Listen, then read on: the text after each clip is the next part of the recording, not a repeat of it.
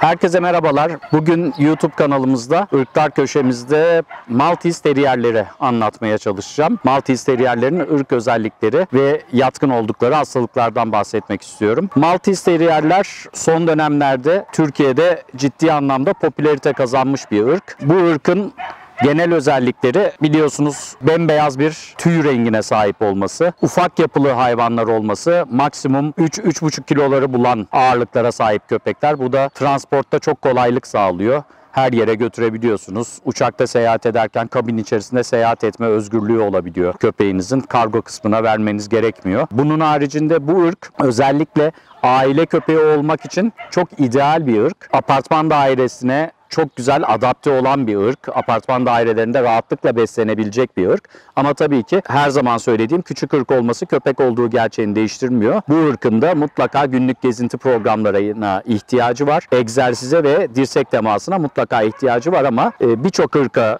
nazaran bu ırkın evde beslenmesi çok daha kolay. Bu ırkla birlikte evde yaşamak oldukça keyifli. Bu ırkın genel özellikleri daha önce de söylediğim gibi maksimum 2,5 kilo ile 3,5 kilo arasında oluyor yetişkin ağırlıkları. Yükseklikleri de ortalama 20 santim civarında omuz yüksekliğine, 20-23 santim arasında omuz yüksekliğine sahip olan bir ırk. Bu ırkın en spesifik özelliği, bu ırkın en çok tercih edilmesinin sebebi çok az tüy döken bir ırk olması. Uzun, güzel, parlak tüylere sahip bir ırk. Özellikle uzatıldığı zaman gerçekten gösterişli, güzel bir tüy yapısına sahip. Bu gördüğünüz köpek makas tıraşıyla kısaltılmış bir köpek. Aslında bıraktığınız zaman upuzun tüy yapısına sahip olabiliyor bu köpekler. Ama tabii ki tüyleri ciddi anlamda bakım istiyor. Günlük bakım isteyen bir köpek. Çok kolay kıtıklaşabilen, dolaşabilen bir tüy yapısı var. Dolayısıyla günlük olarak özel taraklarla ve özel tarama spreyleri kullanılarak taranması gereken tüy bakımı, ciddi tüy bakımı isteyen bir ırk. O yüzden tüylerinin bakımına dikkat edilmesi gerekiyor. Bu ırkın kökeni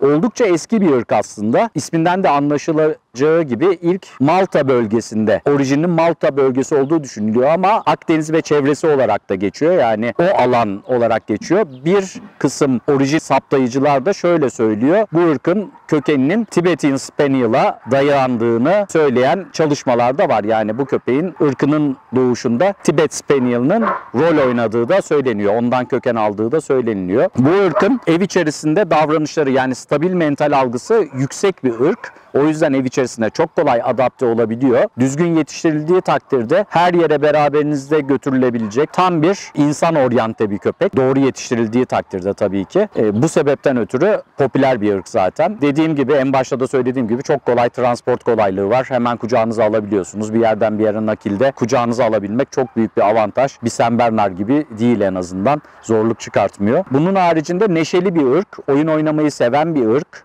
Hareketli bir ırk. Dediğim gibi yine de egzersiz ihtiyacı var ama çok maksimal seviyede değil egzersiz ihtiyacı, ama tabii ki mutlaka ki egzersiz edilmesi gerekiyor. Yine bu ırkın bir takım yatkın olduğu hastalıklar var. Bunlara dikkat etmek gerekiyor bu ırka sahipseniz eğer. Özellikle bu ırkın en büyük problemlerinden bir tanesi göz problemleri. Gözyaşı kanallarının darlığı ve tıkanması çok sık görülen bir şey. O yüzden gözyaşının dışarıya akmasına bağlı olarak kahverengi, kızıl, sarı gibi lekelenmeler gözlemlenebiliyor bu ırkta. O yüzden gözyaşı kanallarının kontrol edilmesi, ara ara gözlerinin temizliğine çok dikkat edilmesi ve solüsyonlarla düzenli olarak gözlerinin temizlenmesi gerekebiliyor bu ırkın.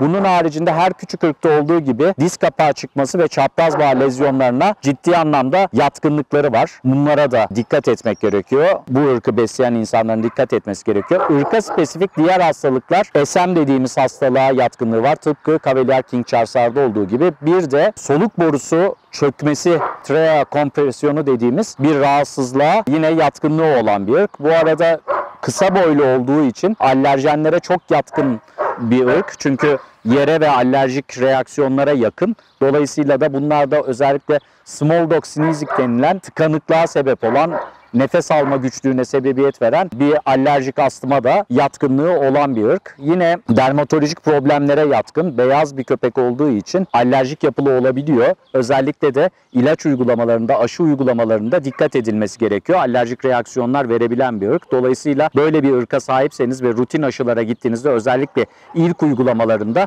aşı yapıldıktan sonra yaklaşık 1 saat kadar veteriner kliniğinde stabil kalmanızı tavsiye ederim. Çünkü gelişebilecek bir reaksiyona hemen müdahale edilmesi önemli. Alerjik reaksiyonlar bazen ciddi sıkıntılar doğurabilir. Hemen müdahaleyi gerektirebilir. O yüzden aşı yaptırdığınız zaman dediğim gibi ilk uygulamalarda mutlaka yanında olmaya çalışın. Yine bu ırkın özelliklerinden biri burnunun tamamen koyu siyah olması isteniyor. Irk spesifik yarışmalarda özellikle siyah bir burun rengi olması isteniyor. Açık veyahut da depigmente olmuş burun renkleri hata olarak kabul ediliyor. Bu ırkı yine beslerken özellikle beslenmesine dikkat etmek gerekiyor. Ağır beslememek gerekiyor. Kilo alması, kilo dengesine çok dikkat edilmesi gerekiyor. Çünkü aşırı kilo aldığı takdirde bahsettiğim diz kapağı çıkması, çapraz bağ kopması gibi ihtimalleri arttırmış oluyorsunuz. O yüzden özellikle beslenme konusuna da dikkat etmek gerekiyor. Ama genel anlamda çok rahat hayvanlar, çok iyi aile köpeği olabilen, toleransları çok yüksek. Özellikle çocuklu ailelerin